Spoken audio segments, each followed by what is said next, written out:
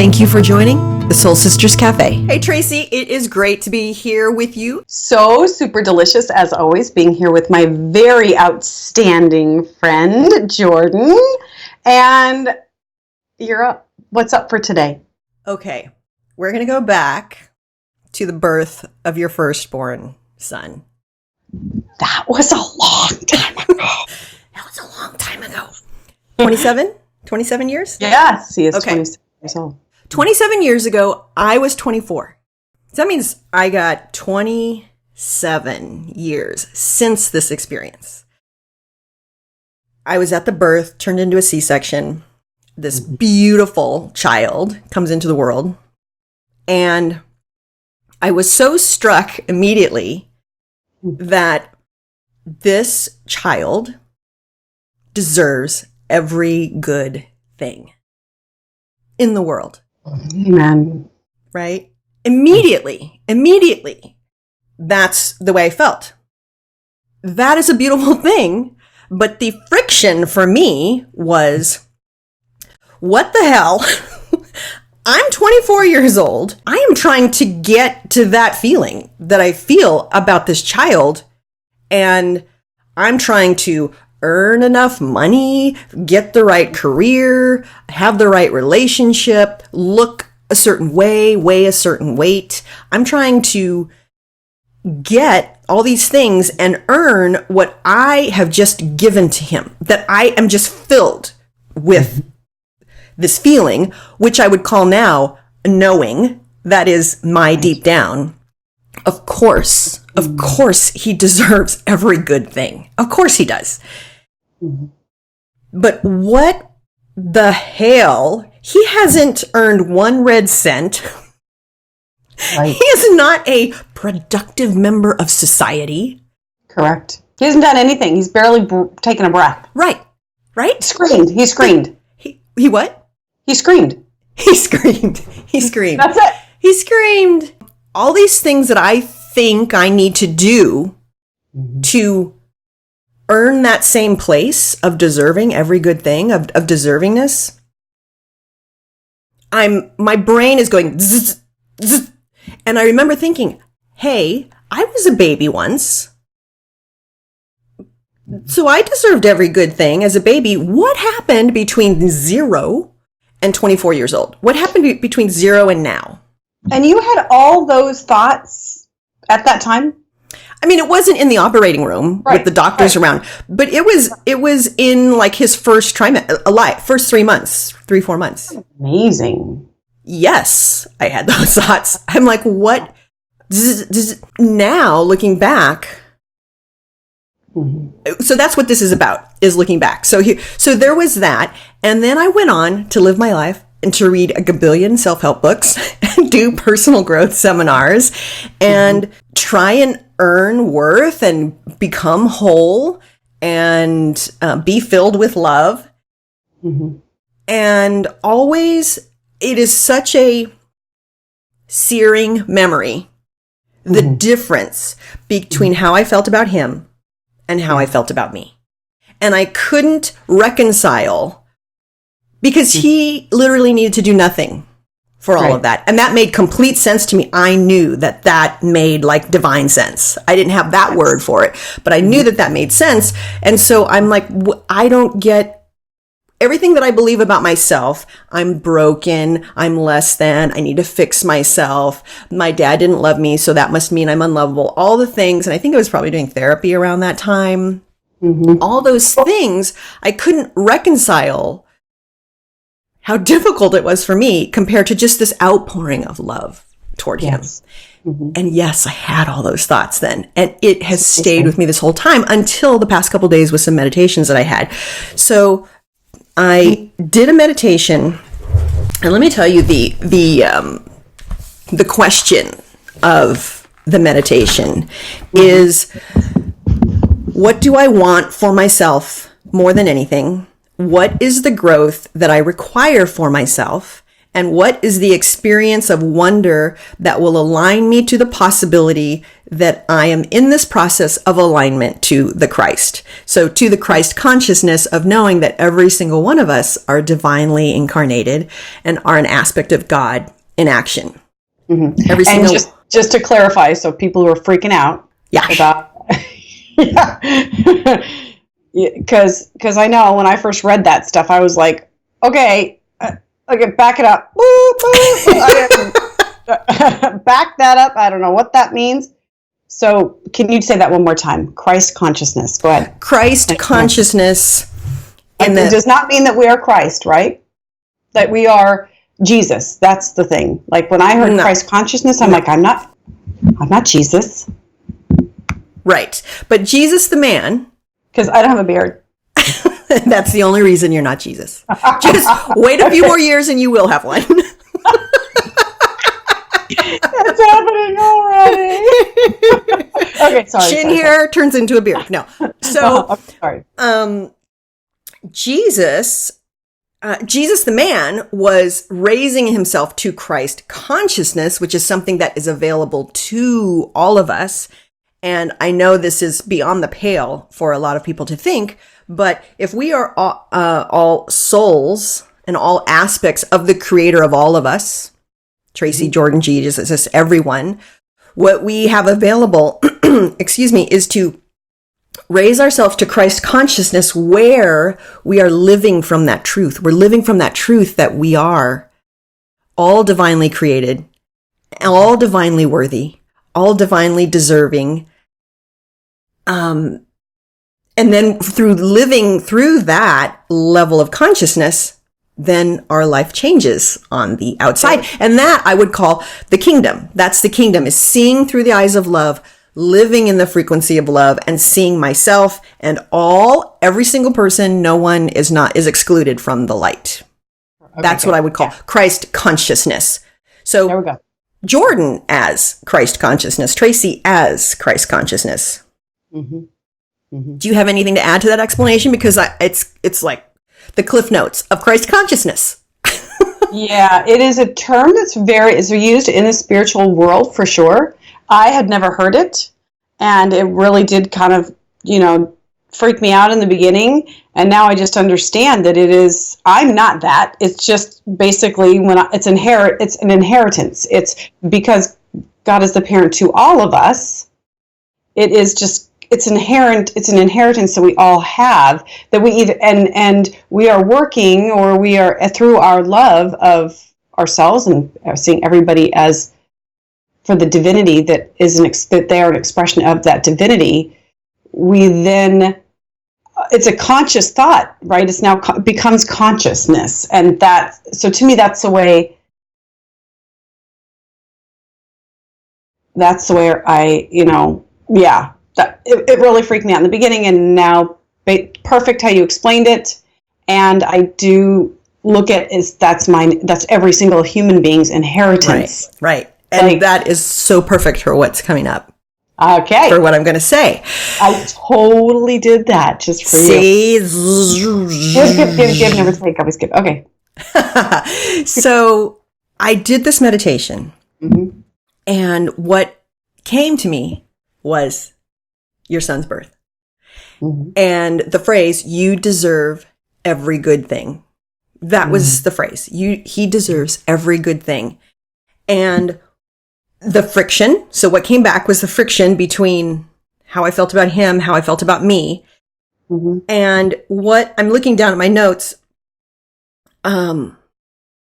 So what is required for me? What is next for me? What growth is required for me is to come into my own knowing that I am deserving of every good thing like him. It's to reconcile that friction and to accept and to receive that knowing for myself, which, as you know, in the last almost a year, we have been actively, and then just stack that on top of the years before that, but we've been actively coming into that knowing and coming into that acceptance. And you might even count that as going back many years to accepting your birthright as that.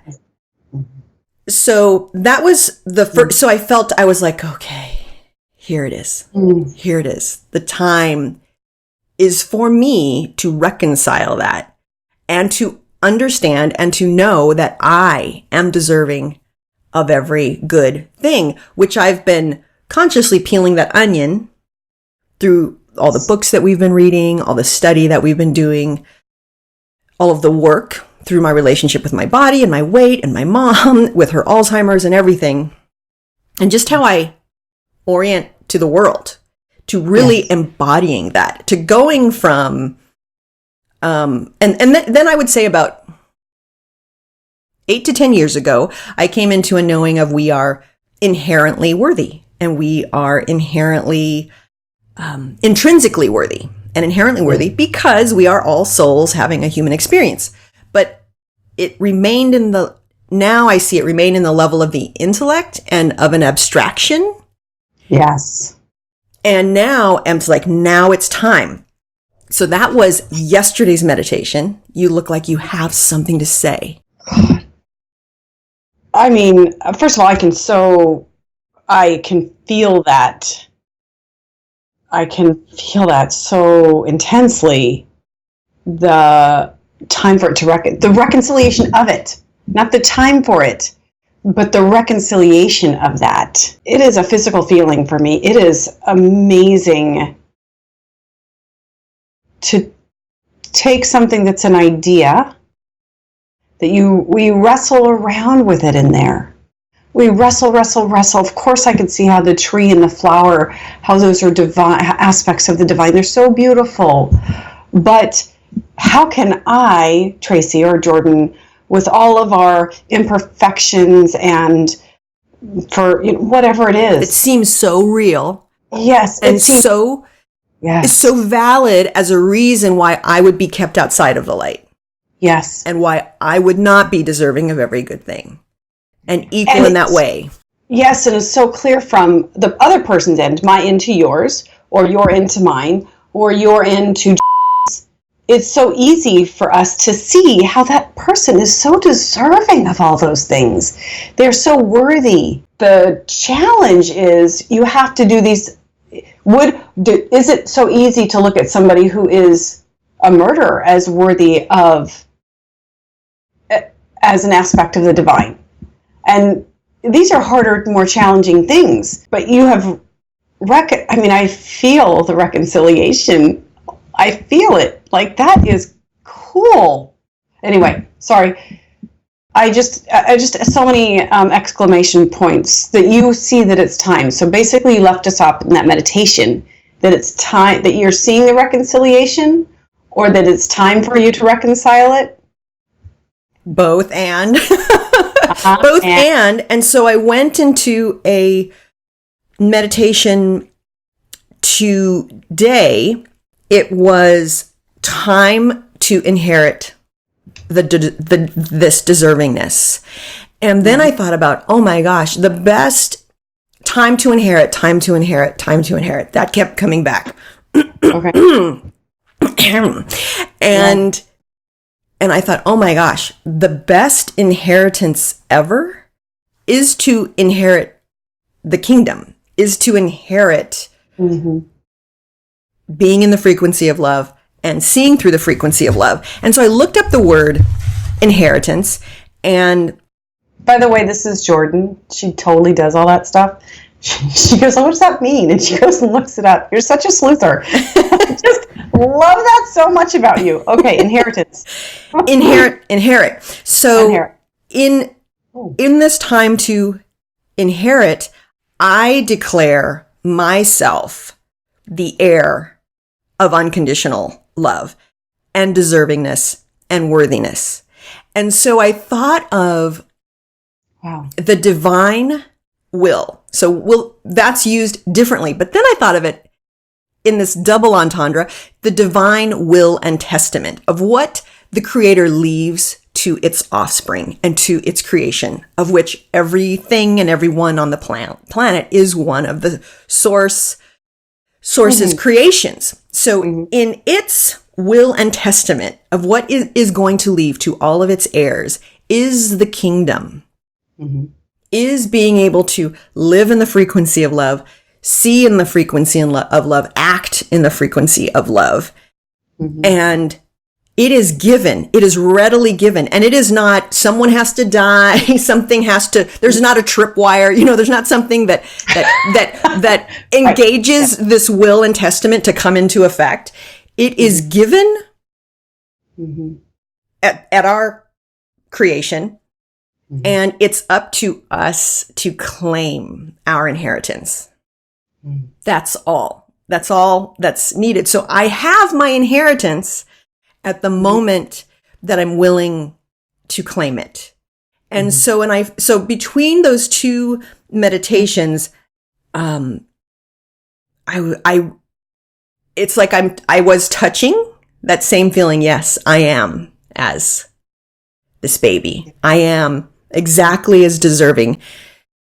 And then I thought about him, right? And the same thing. He may or may not have claimed this for himself, and I cannot claim it for him.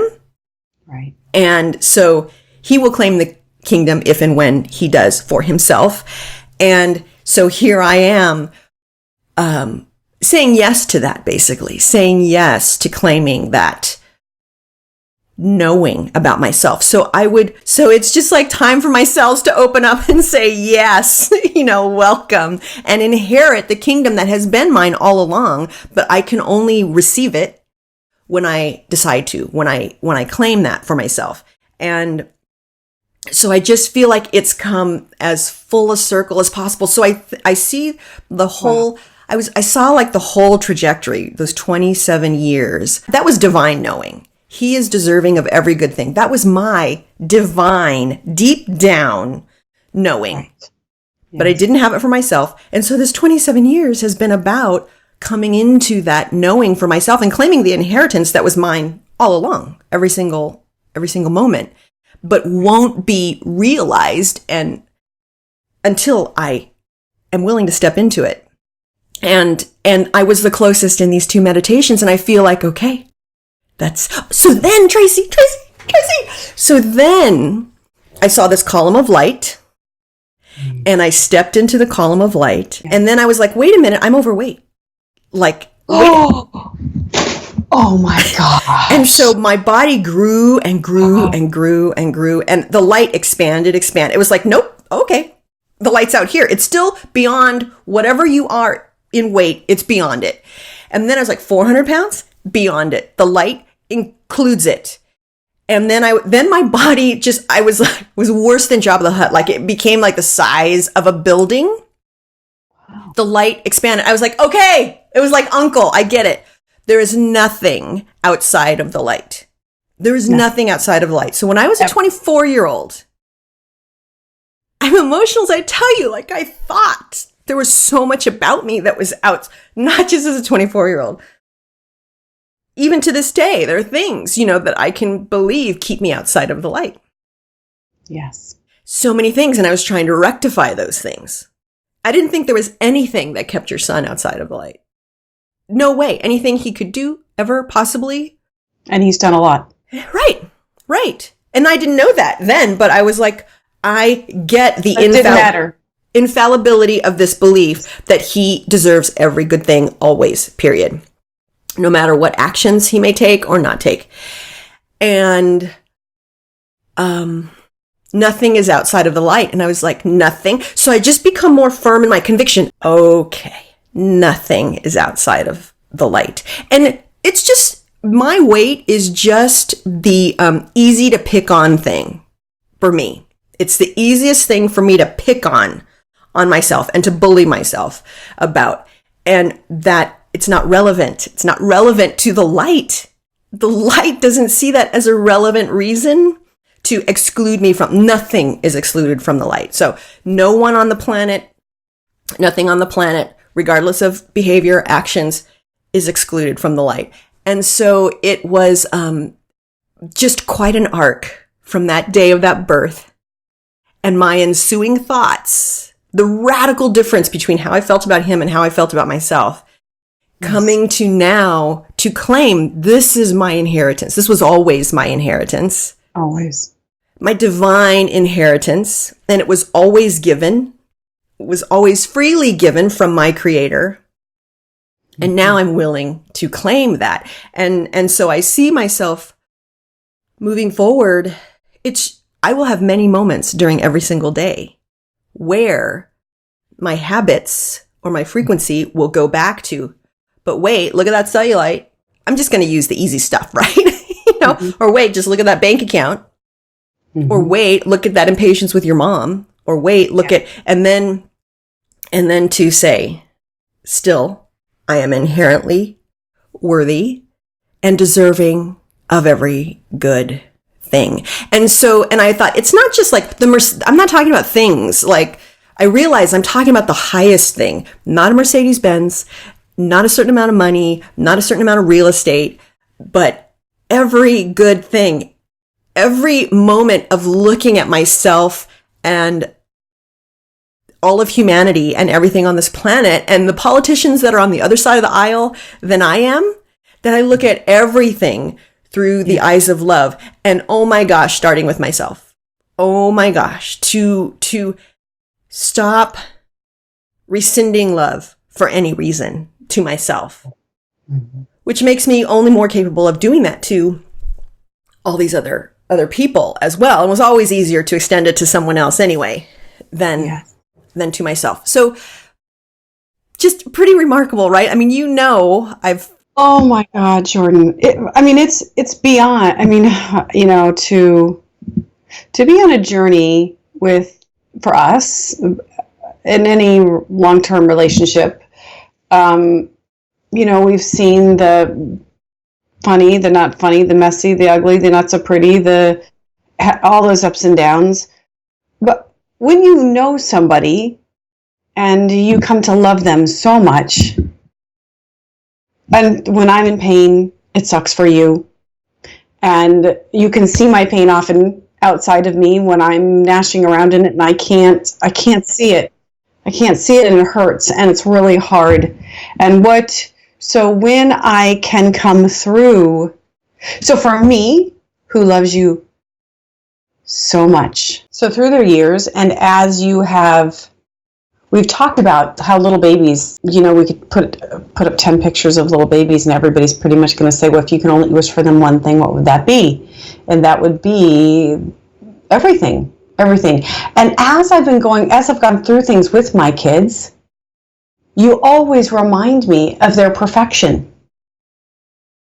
Always remind me of how it is all perfect. They're perfect, even though I'm freaking out about it.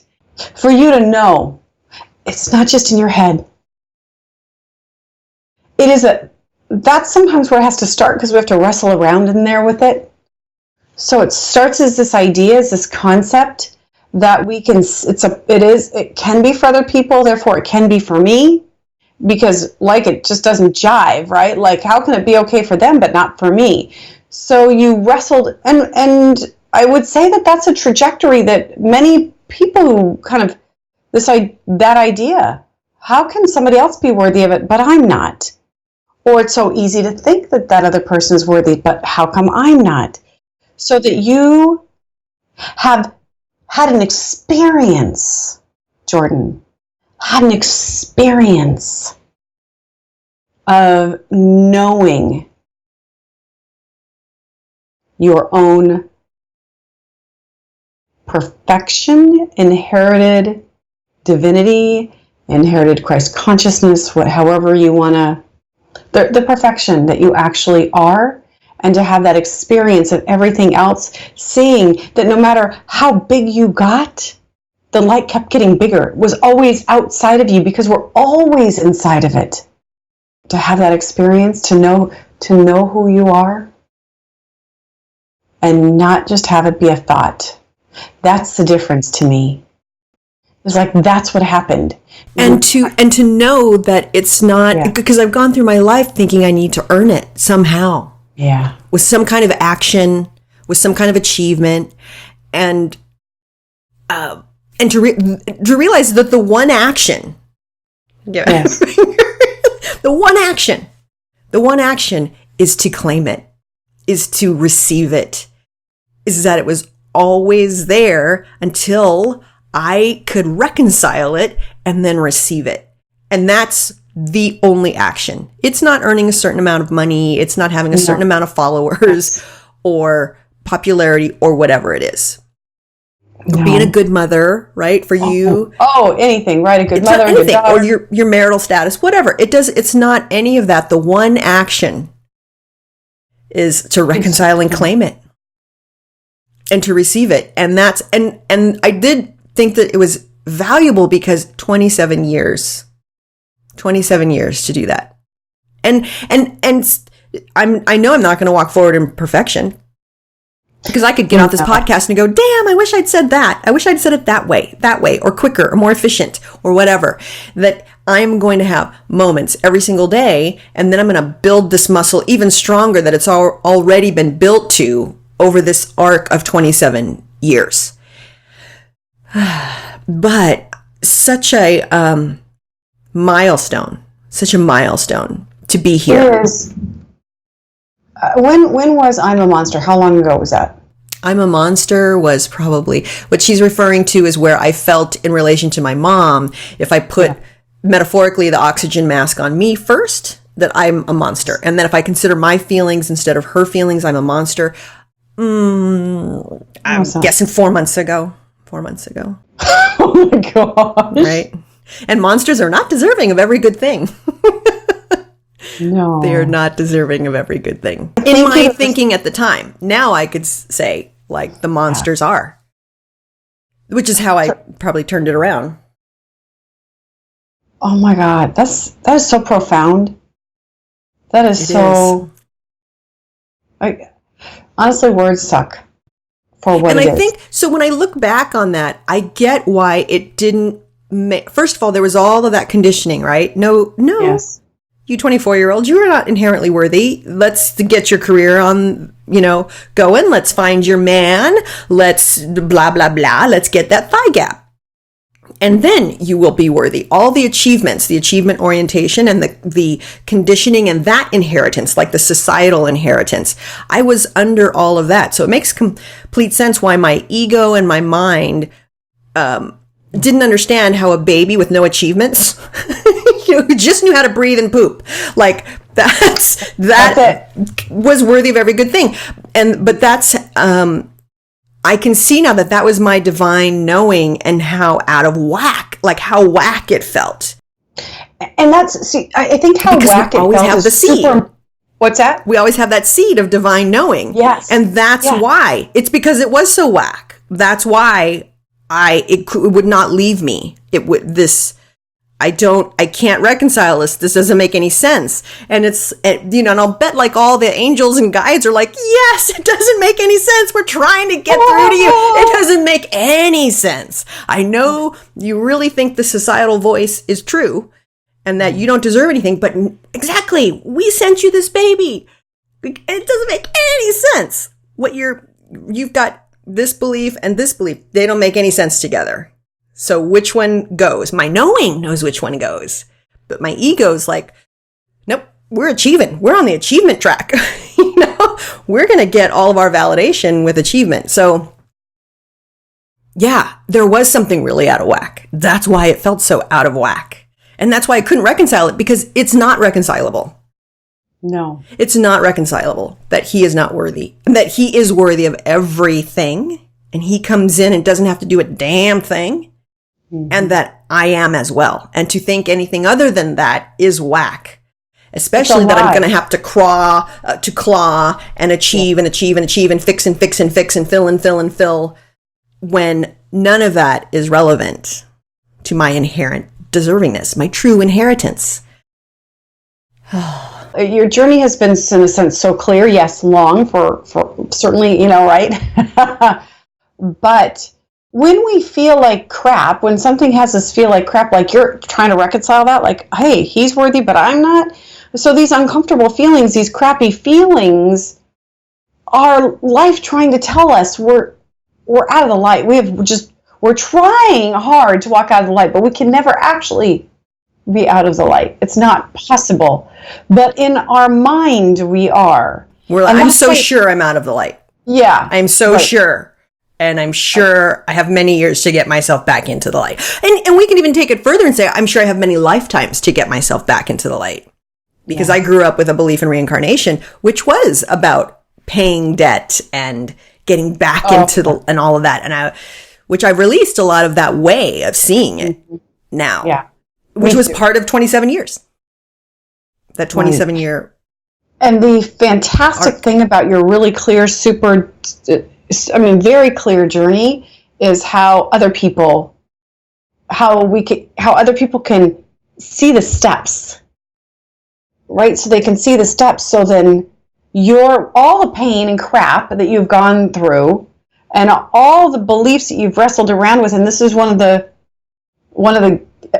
gifts that you're given, I think, is the ability to see this stuff so clearly, to where most of us don't think. Maybe most people do. I don't know, but you are very special in how you think and how you can see, and the insight, the depth that you will go to with things like, how come that baby's worthy but I'm not? Well, it helps me, and I think it helps others to question that, because you have the bravery, because you've been brave through all of this. Not easy.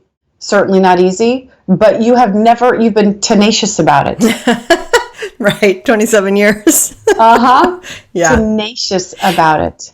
And I will say thank you. This is part of why one of the very beautiful aspects of Tracey as my friend, she's always seen me in the light, so to speak, and just been such a beautiful mirror in that regard.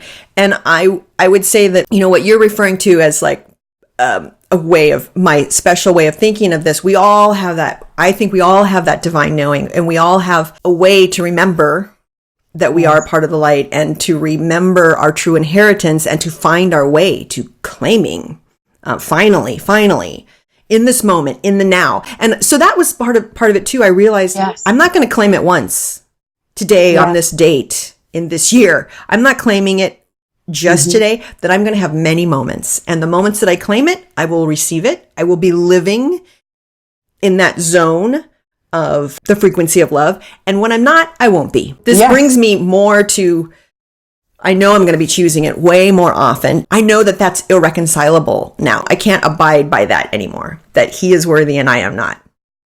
No. I can't abide, my vibration can't abide that anymore. Yes. Because it knows that's some BS right there. It is some BS right That's there. Some BS. So I know that more than ever. Again, I know I've said this before, but words they're just not, maybe if I could digest a Webster's dictionary, but they just are not enough to say how beautiful that is. How vulnerable you've been through all of this, how hard it's been, and funny and painful, but that you've persevered. It's so messy sometimes, it's so uncomfortable sometimes, and we want to get there. We don't want to feel the pain.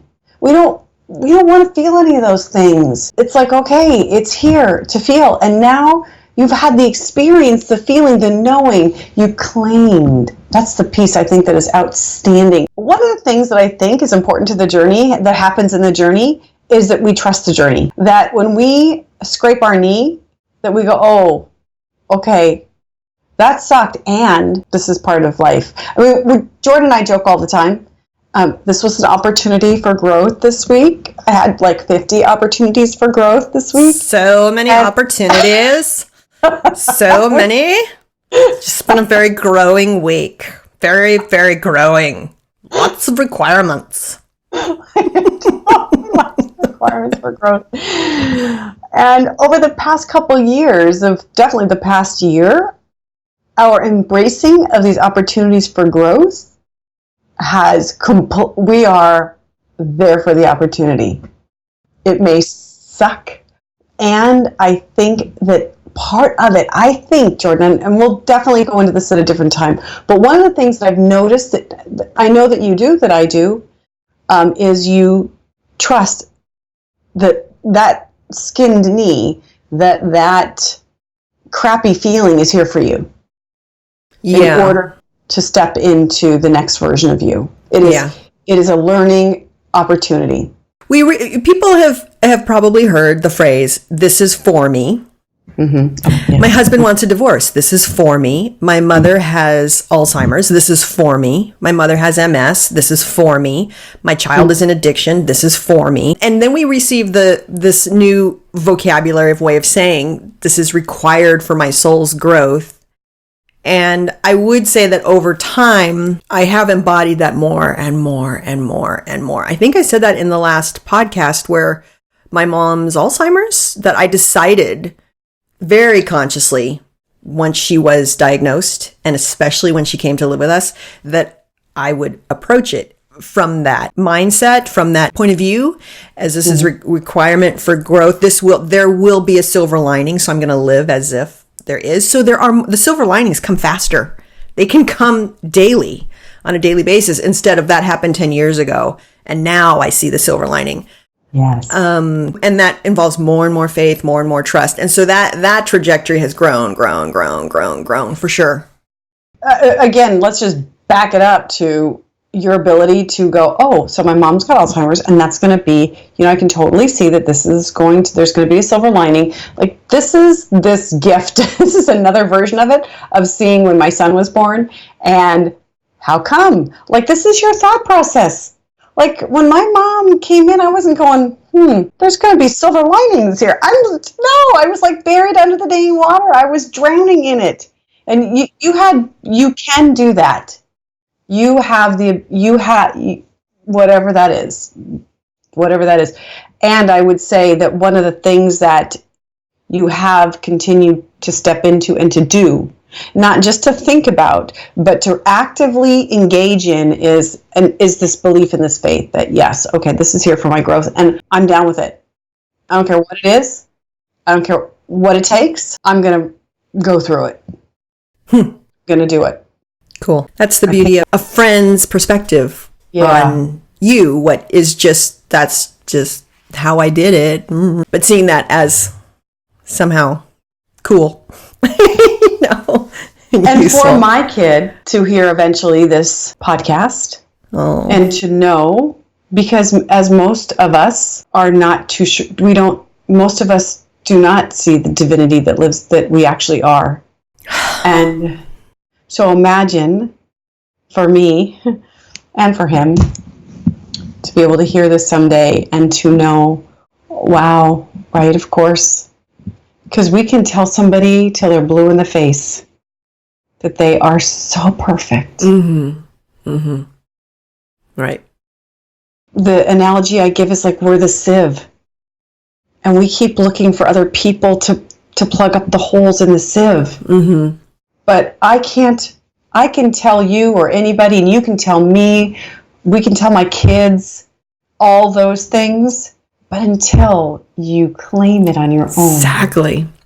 Now, as you've been claiming other aspects, this idea of it, this concept of it, seeing other people in that, seeing my kidlet in that, seeing the politicians in that light, you, not me, you have actively been closing up the holes in the sieve. Actively. Right. And now, like, one of the few holes that's going to need to be closed up, and it's going to open, it's going to close, it's going to open, it's going to close, is the claiming. What were you going to say? What I feel about this time is that it reaches a critical mass where you've plugged up those holes, and then you're living from a different place. You don't have to keep plugging the holes. In my meditation, I was like, oh my gosh, I know this so much for him. And finally, I'm knowing it for myself. And I realized, and I have no idea where he is with his own knowing. And no matter how much I know for him, it's for him to do this. And this is what Tracey as a friend to me has done. Like, she's been in her knowing about me. I could not even believe the wonderful, beautiful things she thought about me over our 30 years of friendship that are like, but wait, that just, those scrambled the airwaves of my brain as well. So that's the thing, right? We can't claim for anyone else. And cannot change anyone else's frequency. That is significant. You have been, even just in your picturing everybody else is okay for other people. That allows you to start to plug those holes up, to see them as they are. So then you have enough of that. Right. For whatever other reasons and all those magnificent things. But now that sieve is full. So now you know who you are. There's no emptiness. There's no holes. You just are. You have so much reserve now. So as you share the story with my kidlet, with anybody else and everybody else who listens, we all get to feel it. It's full. There's nothing falling through. So we get to experience it. You give us an opportunity to know that for ourselves. May that be so. I would love that. It is. I would love that. I would love that. Yeah. And hey, 27 years, but worth it. Worth it. Right? Worth it to reconcile that shit. Worth it. Worth it to reconcile. I don't know, so many moments, but this is huge.